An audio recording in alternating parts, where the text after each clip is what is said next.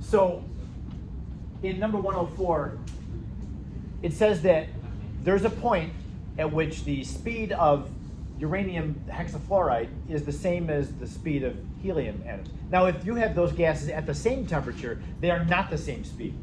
Helium is a very light molecule. It just flies all over the place really, really fast. Lower atomic mass means faster rate of motion, faster rate of diffusion, as we talked about Graham's law yesterday. Heavier molecules like UF6, that's ultra heavy. That's moving really slow. That would be like, that's a speedboat racing against a rowboat kind of thing. The UF6 is very, very heavy, therefore it moves very slowly. So at what ratio of temperatures are these two going to be the same? Well, what we do with that is we recognize, okay, there's going to be some temperature at which not temperature, I should say. If you have helium at a certain temperature, there must be a certain temperature at which UF6 molecules have the same speed. So we're looking for that ratio. So if we know that the root mean square velocity is equal to this, and the problem tells us that these molecules are equal to the speed of these molecules, that means that the square root of 3RT over the molar mass of helium equals the square root of 3RT over the molar mass of UF6. Those two are equal to each other.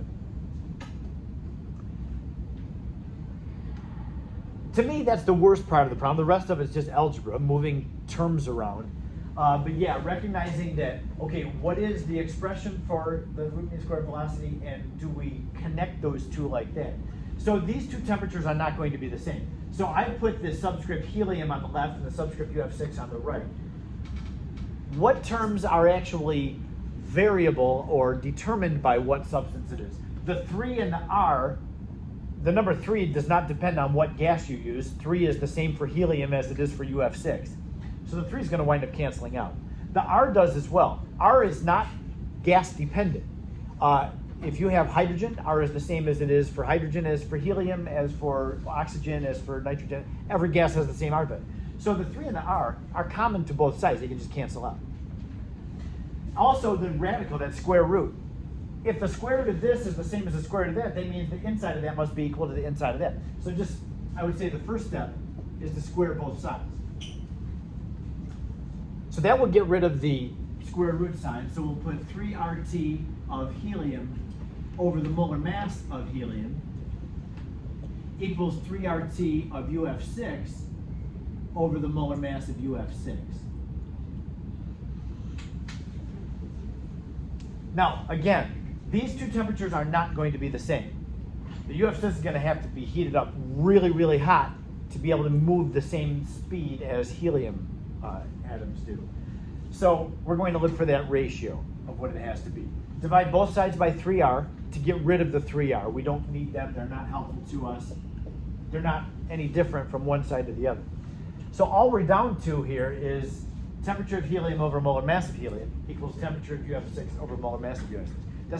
This is not what the question is asking for. The question is, what is the ratio of temperatures?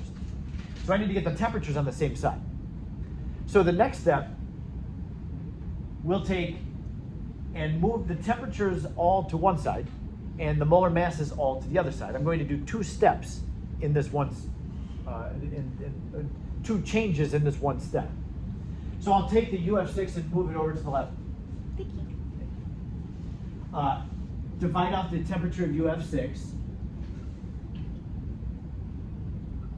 and puts it in the denominator over here. See that? So I got that temperature UF6 and divided it out. You can do it either way, right? Yes, you could. And we're going to see that this is not the best way to have it. So we're going to have to deal with that. The molar masses, though, I had a molar mass term over here on the left. I need that out of here, so I'll multiply both sides because it's in the denominator. Multiply it out so it cancels over here. So it'll be molar mass of He divided by molar mass of UF6 on the right. Okay, so this is what the question is asking for. What is the ratio of temperatures so that these two I always see V and think volume because I'm a chemistry guy. These two velocities are the same. We just plug in the molar masses. Now, I told you a couple days ago when we did this equation that molar mass, when you use this formula, molar mass had to be given in kilograms. Remember me telling you that? That was though because R had joules in it, and we have to cancel our units out, so we get the square root of that gives us meters per second. We're past that though because we've actually gotten rid of the R, and we're just looking at a ratio of molar masses. You can leave it in grams. Yes? I have two questions. So my first question is, this question can also be rewritten to ask us the ratio of the molar masses, right? If we're given the temperature. Yes. And then my second question is that the R, you said it was, they get lots of negative in terms of joules, but it's not up there. If we get joules, what do you convert it to? Torrs or atoms or kilopascals? We don't have a pressure term in here at all. You're talking about the R, like you said last time. Yeah, but the R is the same on the left as it is on the right, so you could just divide it out and forget No, about I'm it. not talking about this question. I'm Oh, talking okay. in general. I would have to tell you what pressure unit. If we're solving for pressure, I'll tell you, give me the pressure in a certain unit so that you know which R to use. You won't ask us for an R in joules, right? Now I won't. Later on in the course, when we've done that, I will. But for right now, no. The kilopascal liter, the numerator over here, kilopascals times liters is equal to joules. Oh. So, yeah, but we're not really to that point yet. I know on one of my slides in the notes, I said 8.31 joules per mole Kelvin. It was that thing because of that connection in physics. We're not there yet here. We will be. Okay, so just plug in the molar masses. Again, because I'm just looking for a ratio of molar masses, you can leave it in grams. You don't have to use kilograms. You can use kilograms if you want to because we use this, but you're going to get the same answer. So the molar mass of helium is a 4. The molar mass of the UF6 is 352. And that's what's the drag about the way that I have it set up. That's why Arnav was asking, hey, can you do it the other way? Yes. And when we look at this, when you get a ratio of something, it doesn't really have much meaning if it's less than 1. It's like the temperature of helium has to be like 0.00 whatever times what that of UF6. So if we could flip this over, if these two fractions are equal to each other, that means their inverses are equal of each other too.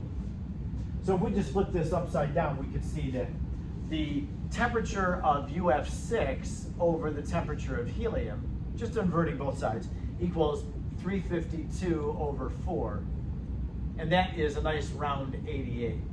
So this is pretty amazing too. The temperature of UF6 has to be 88 times more than the temperature of helium in order for their speeds to be the same. Yes? So would you want us to simplify our answer? If you left me that fraction, no, So, 'cause like it doesn't need to be simplified. I wrote down 1 over 352 divided by 1 over 4. Just back up.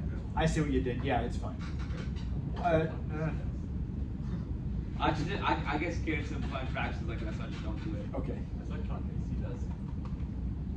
What's that? We're not required to simplify calc VC. It's like we're used to. Oh, in this class, unless I ask for a ratio, I'm always asking you, don't take that as me saying, hey, you can just give me fractions for answers. No. Always give me the numerical answer. In a case like this where you're asked for a ratio, you can leave the ratio as a fraction. But that's the only time you leave a number as a fraction, because we have to round to sig figs. Nothing in science is exact. I know that in calc, your teacher wants an exact value, like give me or your answer in terms of pi. That's silliness to me, but I understand why they do it. It's cleaner. But if we're really measuring things, we do have to have decimal answers for it. Okay? So if I ask for a ratio, you can give me a fraction. That's the only time you can ever give me a fraction. Okay? Yes, Harsh. So when is it kilograms again? Only when you actually have to use this formula and narrow it down to meters per second. If you've gotten rid of the R, then you can just leave the molar masses in grams. Okay? Only if you're actually calculating that number. I know there's a question very similar to this on the practice test. I don't remember what I have assigned for homework in this chapter because it changes every year.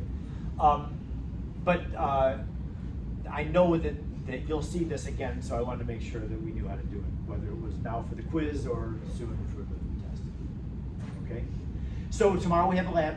Lab is going to be due at the end of the hour, and that'll be it. We'll be done. Should we don't finish, can we come after school essentially? You need to finish. And you'll see, I mean, we have to be done within the hour. Okay. I don't wanna say anything about what we're doing in the lab, we'll just find out tomorrow. Okay?